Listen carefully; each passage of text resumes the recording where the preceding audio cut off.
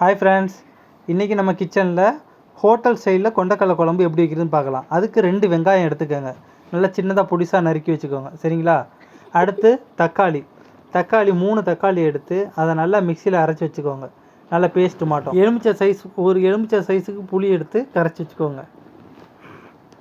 அப்புறம் தேங்காய் பால், நல்ல தேங்காய் பாலை வடிகட்டி வச்சுருக்கோம், சரிங்களா.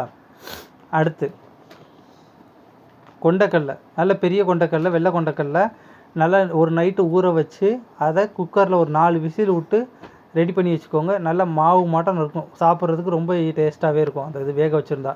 அடுத்து ஒரு கடாய் எடுத்துக்கிறோம்.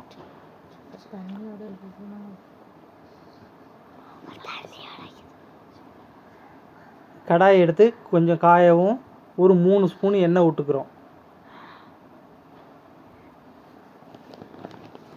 எண்ணெய் நல்லா காயணும், சரிங்களா. காஞ்சதுக்கப்புறம் 1 ஸ்பூன் வெந்தயம், 1 ஸ்பூன் சோம்பு நல்லா போட்டோன்னே பாருங்கள், நல்லா பொரின்னு வரும். நல்லா பொரிக்கவும் அதுக்கப்புறம் ஆனியன் நம்ம திருவி வச்சுருந்தோம்ல அதை எடுத்து போட்டாச்சு. ஆனியன் எப்படியுமே பொன்னிறமாக நல்லா வரணும், அந்த அளவுக்கு நல்லா போட்டு கிண்டணும்.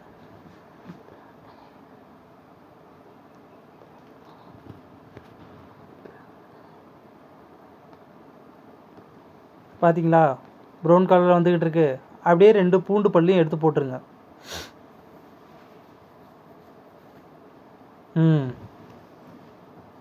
பார்த்தாச்சா, இப்போ பொன்னிறமாக வந்துடுச்சு. இப்போ நம்ம அரைச்சி வச்ச தக்காளி பேஸ்ட் எடுத்து அதில் போட்டாச்சு. தக்காளி பேஸ்ட்டை போட்டதுக்கப்புறம் அதோட பச்சை வாடை போகிற அளவுக்கு நம்ம நல்லா கிண்டணும், சரிங்களா. இப்போ இதுக்குள்ளேயே ஒரு ஸ்பூன் மஞ்சத்தூள், தேவையான அளவு உப்பு போட்டுக்கிறோம். எப்போதுமே உப்பு ஸ்டார்டிங்கில் அதிகமாக போட்டுற வேணாம், ரொம்ப கச்சி போயிடும். பின்னாடி செக் பண்ணிவிட்டு அதுக்கப்புறம் வேணும்னா போட்டுக்கலாம். நல்லா கொதித்து பச்சை வாடை போகிற அளவுக்கு பார்த்துக்கோங்க, நல்லா கிண்டி விடுங்க. குழம்பு மிளகாத்தூள் இப்போ ஆட் பண்ணிக்கிறோம். தேவையான அளவு காரம் எந்த அளவுக்கு வேணுமோ அந்தளவுக்கு மிளகாத்தூள் போட்டுக்கிறோம். நம்ம 2 ஸ்பூன் போட்டிருக்கோம்.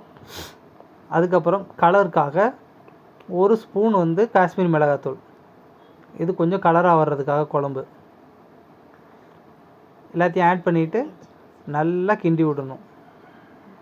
கொஞ்சம் வெந்ததுக்கப்புறம் நம்ம கரைச்சி வச்சோம்ல புளி, அந்த புளி தண்ணியை ஊற்றி மிக்ஸ் பண்ணுறோம்.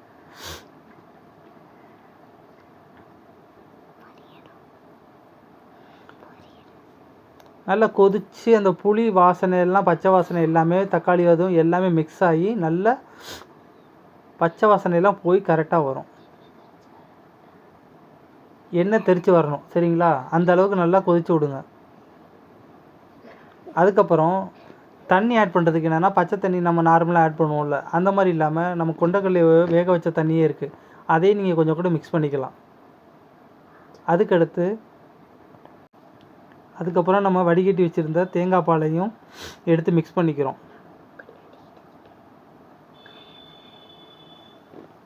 இப்போ நம்ம கொண்டக்கடலையெல்லாம் போட்டுற வேணாம், குழம்பு நல்லா ஓரளவு கொஞ்சோண்டு கொதிக்கணும். 5 நிமிஷம் நம்ம கொதிக்க விட்டுருக்கணும், நல்லா மூடி போட்டு, சரிங்களா. 5 நிமிஷம் கழித்து பார்த்திங்கன்னா இந்த அளவுக்கு இருக்கும். இப்போ நம்ம வேக வச்ச கொண்டக்கடலையை எடுத்து இதில் மிக்ஸ் பண்ணிடுறோம். ஏன்னா முன்னாடியே கொண்டக்கடலை நம்ம ஆட் பண்ணியிருந்தோன்னா அதெல்லாம் உடஞ்சி வந்துடும், ஆல்ரெடி நம்ம வேக வச்ச கொண்டக்கடலை தான். இப்போ லைட்டாக சிம்மில் வச்சு ஒரு 10 நிமிஷம் வெயிட் பண்ணுங்கள். நல்லா குழம்பு கொதித்து அப்படியே சுண்டி வரும். நல்லா கொதித்து வரட்டும், மூடி போட்டு வச்சுக்கோங்க. எந்த அளவுக்கு சுண்டி வரணும்னு உங்களுக்கு தேவை இருக்கோ அந்த அளவுக்கு சுண்ட விடுங்க. எங்களுக்கு தண்ணியாக தான் நாங்கள் வேணும்னு வச்சுருக்கோம். இந்த ஸ்டைலில் குழம்பு வச்சு பாருங்கள், குழந்தைங்களுக்கு ரொம்ப பிடிக்கும், நல்ல டேஸ்ட்டாகவும் இருக்கும், ஹோட்டல் ஸ்டைலில். தேங்க்யூ.